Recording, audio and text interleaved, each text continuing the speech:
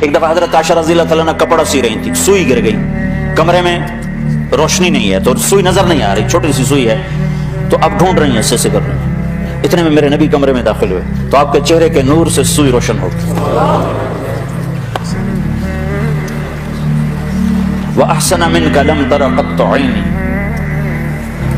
آپ جیسے حسن والا میری آنکھ نے نہیں دیکھا۔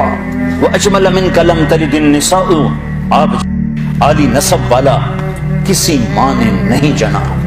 میرے نبی نے فرمایا اللہ نے آدم کی نسل کو جمع کیا، اس میں سے عرب کو الگ کیا، پھر عرب کو جمع کیا، اس میں سے مضر کو الگ کیا، پھر مضر ایک آپ کا دادوں میں سے ایک دادا ہے، پھر اس کی نسل کو الگ کیا، اس میں سے قریش کو چھانٹی کی، پھر قریش کو الگ کیا، اس میں سے ہاشم کو چھانٹی کی، پھر ہاشم کی نسل میں سے اللہ نے میرا انتخاب کیا۔ انا خیرکم ابا و نفسا، میرے جیسا عالی خاندان کائنات میں کوئی نہیں ہے۔